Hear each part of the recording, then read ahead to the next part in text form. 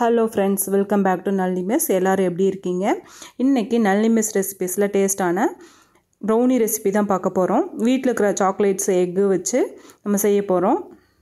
வாங்க இப்போ எப்படி செய்கிறதுன்னு பார்க்கலாம்.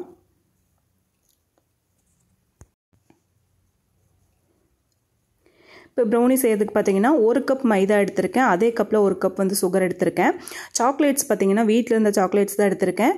ஒரு பார் சாக்லேட்ஸ் வந்து ஒரு 10 நம்பர்ஸும், இந்த ரவுண்ட் சாக்லேட் 10 எடுத்திருக்கேன். ஒரு 1/2 டேபிள் ஸ்பூனுக்கு சோடா உப்பு, 1.5 டேபிள் ஸ்பூன் அளவுக்கு பேக்கிங் பவுடர் எடுத்திருக்கேன். 3 முட்டை, ஒரு 50 கிராம் அளவுக்கு வந்து பட்டர் எடுத்திருக்கேன். பட்டர் இல்லாட்டி நம்ம ஆயில் கூட சேர்த்துக்கலாம். இப்போ நம்ம எடுத்து வச்சுக்கிற சாக்லேட்ஸ் எல்லாமே வந்து ஒரு பவுலில் சேர்த்துக்கலாம்.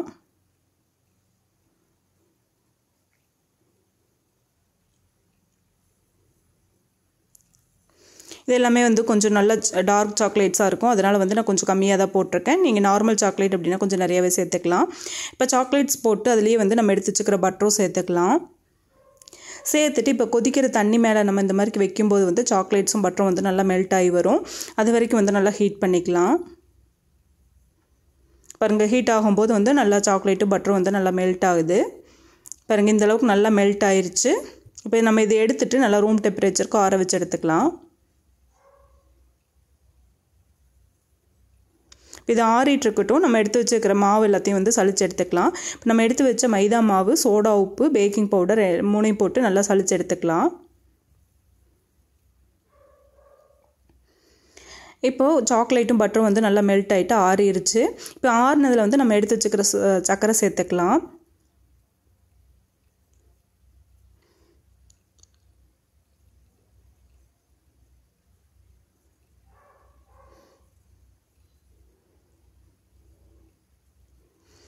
இப்போ நல்லா மிக்ஸ் பண்ணி விட்டுட்டு நம்ம எடுத்து வச்சுக்கிற முட்டை 3 முட்டையை உடச்சி ஊற்றிக்கலாம்.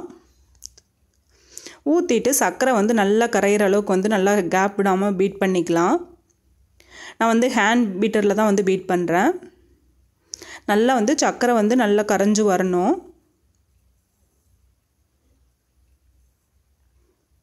நம்ம எந்தளவுக்கு வந்து நல்லா ஃபல்ஃபியாக வந்து பீட் பண்ணுறோமோ அந்தளவுக்கு வந்து ப்ரௌனி வந்து நல்லா சாஃப்டாக சூப்பராக இருக்கும்.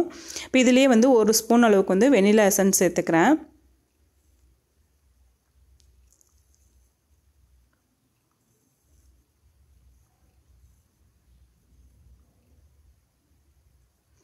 இப்போ நல்லா பீட் பண்ணிவிட்டு நம்ம சளிச்சு வச்சுக்கிற மாவை வந்து கொஞ்சம் கொஞ்சமாக சேர்த்து மிக்ஸ் பண்ணிக்கலாம்.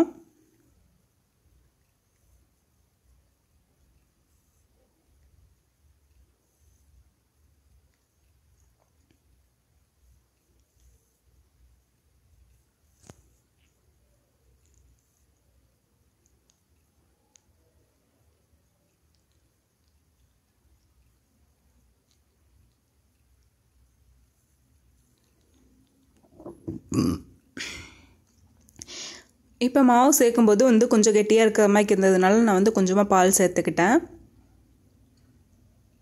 கட்டியெல்லாம் எதுவும் இல்லாமல் வந்து நல்லா மிக்ஸ் பண்ணி விடலாம்.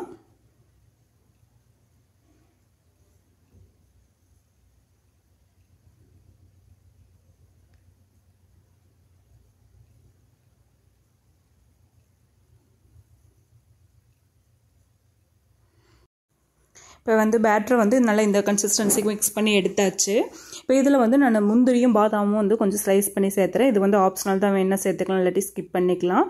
இதையும் மிக்ஸ் பண்ணி விட்டுட்டு மறுபடியும் வந்து ஒரு 1/4 கப் அளவுக்கு வந்து சாக்கோ சிப்ஸ் சேர்த்துறேன். இதுவும் வந்து ஆப்ஷனல் தான். இதையே சேர்த்து மிக்ஸ் பண்ணி விட்டுடலாம். இப்போ இனி ஒரு பாத்திரத்தில் பார்த்திங்கன்னா நல்லா வந்து நான் பட்டர் அப்ளை பண்ணி வச்சுருக்கேன். இப்போ இதில் வந்து நம்ம ரெடி பண்ண மாவு ஊற்றிக்கலாம்.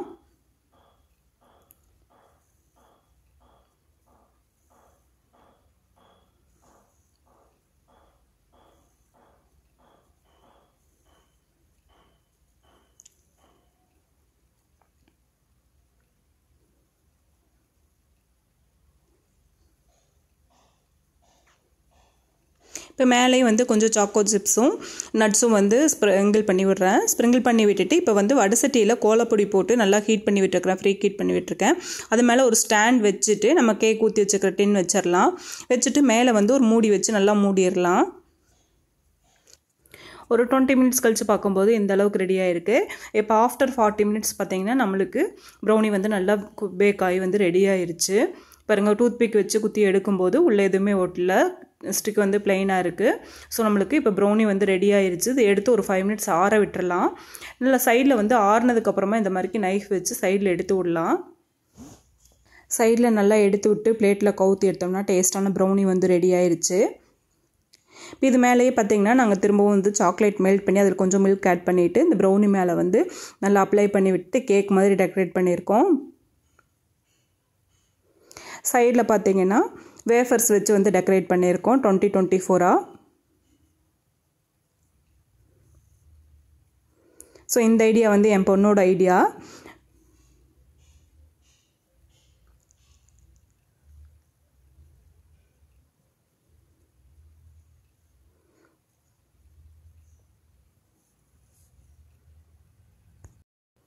இந்த ரெசிபி உங்களுக்கு பிடிச்சிருக்குன்னு நினைக்கிறேன். பிடிச்சிருந்தா லைக் பண்ணுங்கள், ஷேர் பண்ணுங்கள்.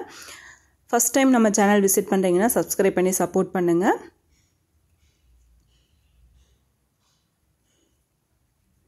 தேங்க்ஸ் ஃபார் வாட்சிங்.